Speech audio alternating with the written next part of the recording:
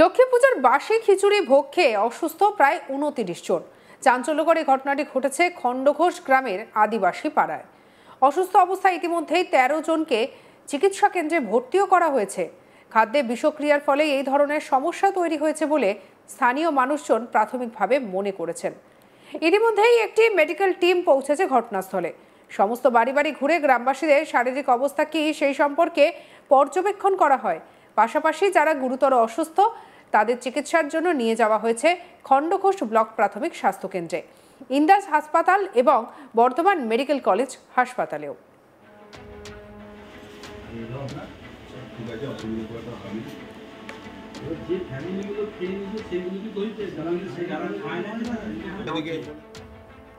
স্বাভাবিকভাবে সামগ্রিক ঘটনাকে কেন্দ্র করে চাঞ্চল্য ছড়িয়েছে গোটা এলাকায়। কি বলছেন রোগী, শুনবো।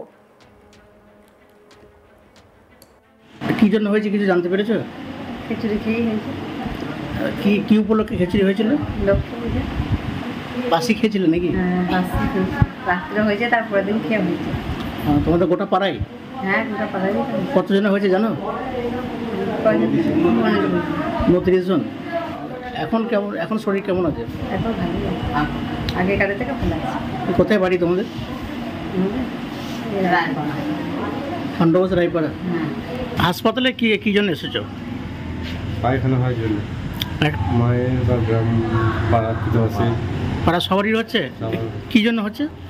এটা খাওয়ার ফুড পয়জনের জন্য। খিচুড়ি বাসি খেয়েছিল নাকি? কি উপলক্ষে খিচুড়িটা করা হয়েছিল? লক্ষ্মী পুজো উপলক্ষে। গোটা পাড়া অসুস্থ। তোমার কি ভর্তি আছে হাসপাতালে? আমার বউ। তোমার বউ কি হয়েছে? পায়খানা বলি। কি জন্য হচ্ছে কিছু জানা গেছে? এই খিচুড়ি খাওয়ার জন্য। লক্ষ্মী পুজো উপলক্ষে খিচুড়ি হয়েছিল, বাসি খিচুড়ি। আচ্ছা, সেই কারণে খুব প্রয়োজন হয়েছে। কতজনের হয়েছে এরকম কিছু জানা আছে নাকি? আমাদের ম্যাক্সিমাম পাড়ার পুরো পাড়ায় ম্যাক্সিমামই লোকেরই হয়েছে। আচ্ছা, তার মধ্যে ভর্তি কতজন আছে এখানে? ভর্তি আছে এখানে আপনার এখন বর্তমান 10-15 জন। কিছু ইন্দাস আছে, কিছু বর্ধমান আছে। কি যারা হাসপাতাল আছে একটু সুস্থ আছে? হ্যাঁ, সুস্থ একটু আছে। আর পাড়ার পরিস্থিতি কি আছে এখন? এখন একটু ভালো, আগের থেকে একটু ভালো। পরিস্থিতি যাতে আরও বেশি খারাপ না হয় তার জন্য মেডিকেল টিম যেমন এলাকায় গিয়েছে, এলাকায় বিধায়ক নবীন চন্দ্র বাগ বাড়ি বাড়ি ঘুরে মানুষকে সতর্ক করেছেন এবং সচেতন করেন। পরিশুদ্ধ পানীয় জলের পরিষেবা পৌঁছে দেওয়ার জন্য প্রয়োজনীয় পদক্ষেপও গ্রহণ করা হয়েছে। তৃণমূল বিধায়ক নবীন চন্দ্র বাগ কি বলছেন শুনবো। রায়পাড়া হচ্ছে তার সন্নিকটে একটি তপশিলি পাড়া আছে। সেই পাড়ার আমাদের যারা গরিব মানুষ আছেন, সেই গরিব পাড়ার মানুষরা লক্ষ্মী পুজো উপলক্ষে ওই গ্রামে খিচুড়ি ভোগ হয়েছিল। সেই খিচুড়ি ভোগ রাত্রি হওয়ার পর তার পরের দিনে সকালবেলায় নিয়ে যেয়ে পাড়ার লোকরা সকলকে বিতরণ করে খায়। খাওয়ার পর ওই বিকাল 3টের থেকে আপনার শুরু হয়ে যায়, যেটা মানে ফুড পয়জন বলা হয়। সেই পয়জনের ভিত্তিতে বমি আর পায়খানা শুরু হয়। সঙ্গে সঙ্গে আমরা আমাদের যারা নেতৃত্বরা আছেন ওখানে, পলিটিক্যাল লিডার্সরা আছে, যারা কাজ করে ওখানে, পঞ্চায়েত সদস্য আছেন, তারা সঙ্গে সঙ্গে খণ্ডঘোষ হাসপাতালে 4 জনকে ভর্তি করে। এবং তারপরেও দেখা যায় যে 2 জন শিশু, আমাদের যেহেতু খণ্ডঘোষ বিপিএইচসিতে শিশুদের স্যালাইন দেওয়ার কোনো ব্যবস্থা নেই, আমরা সঙ্গে সঙ্গে 2 জন শিশুকে আমরা ইন্দাস হাসপাতালে ভর্তি করা হয়। এবং আমরা আজকে সকালেও আমরা গিয়েছিলাম। সকালে যাওয়ার পর আমরা দেখি যে অবস্থার উন্নত কিছু হয়নি, বরঞ্চ তারা আরও দুর্বল হয়ে গেছে, আরও লোক সংখ্যা বেড়ে গেছে। প্রায় 30 থেকে 35 জন মানুষ তারা অসুস্থ হয়ে গেছে এবং তারা একদম শয্যাগত হয়ে বিছানাগত হয়ে পড়ে আছে। আমি সঙ্গে সঙ্গে প্রতিটি বাড়িতে যাই, বাড়িতে যেয়ে খোঁজখবর নেওয়া হয় এবং সঙ্গে সঙ্গে আমরা মেডিকেল টিম করার জন্যে আমাদের বিওবিএইচকে খবর দেওয়া হয় এবং বিডিও সাহেবকে সঙ্গে সঙ্গে খবর দেওয়া হয় এবং পুলিশ প্রশাসনকেও খবর দেওয়া হয়। এবং সেই খবর দেওয়ার সঙ্গে সঙ্গে আমি থাকাকালীনই ওখানে মেডিকেল টিম আসে।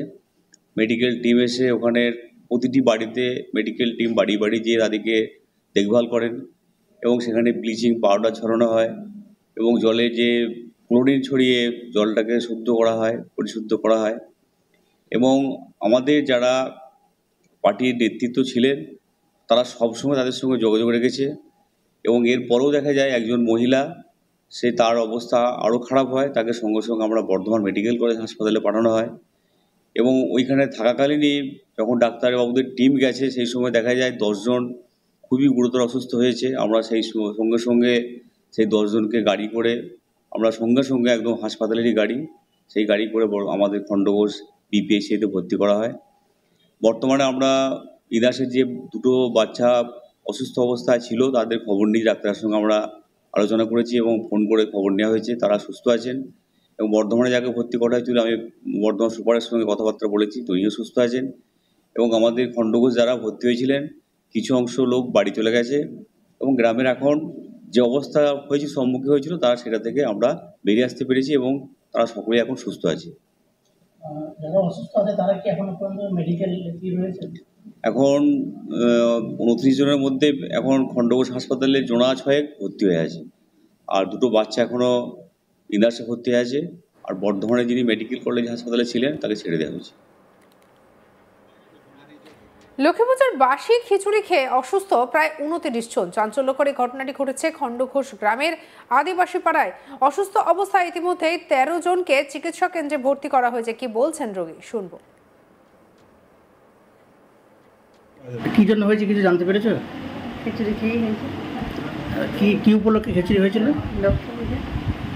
বাসি খেয়েছিল নাকি? হ্যাঁ, বাসি খেয়েছি। রাত্রে হয়েছে, তারপরের দিন খেয়ে হয়েছে। তোমাদের গোটা পাড়ায় হ্যাঁ, গোটা পাড়ায় হয়েছে। কতজনে হয়েছে জানো? কয়জন? 29 জন। এখন শরীর কেমন আছে? এখন ভালোই আছে, আগেকার থেকে ভালো আছে। কোথায় বাড়ি তোমাদের? খণ্ডঘোষ রায়পাড়া। হ্যাঁ। হাসপাতালে কি জন্য এসেছো? পায়খানা হয় জন্য মায়ের বা গ্রাম পাড়া আছে, পাড়া সবারই হচ্ছে? কি জন্য হচ্ছে? এটা খাওয়ার ফুড পয়জনের জন্য খিচুড়ি। বাসি খেয়েছিল নাকি? হ্যাঁ বাসি খেয়েছি। কি উপলক্ষে খিচুড়িটা করা হয়েছিল? লক্ষ্মী পুজো উপলক্ষে। গোটা পাড়া অসুস্থ? তোমার কি ভর্তি আছে হাসপাতালে? আমার বউ তোমার বউ কি হয়েছে? পায়খানা বমি। কি জন্য হচ্ছে কিছু জানা গেছে? এই খিচুড়ি খাওয়ার জন্য লক্ষ্মী পুজো উপলক্ষে খিচুড়ি হয়েছিল, বাসি খিচুড়ি, আচ্ছা, সেই কারণে খুব প্রয়োজন হয়েছে। কতজনের হয়েছে এরকম কিছু জানা আছে নাকি? আমাদের ম্যাক্সিমাম পাড়ার পুরো পাড়ায় ম্যাক্সিমামই লোকেরই হয়েছে। আচ্ছা, তার মধ্যে ভর্তি কতজন আছে এখানে? ভর্তি আছে এখানে আপনার এখন বর্তমান 10-15 জন, কিছু ইন্দাস আছে, কিছু বর্ধমান আছে। কি যারা হাসপাতালে আছে একটু সুস্থ আছে? হ্যাঁ, সুস্থ একটু আছে। আর পাড়ার পরিস্থিতি কি আছে এখন? এখন একটু ভালো, আগের থেকে একটু ভালো। সঙ্গে রাখুন আজ তাক বাংলাকে। অন্যান্য খবরের জন্য লাইক, কমেন্ট, শেয়ার, সাবস্ক্রাইব করতে ভুলবেন না।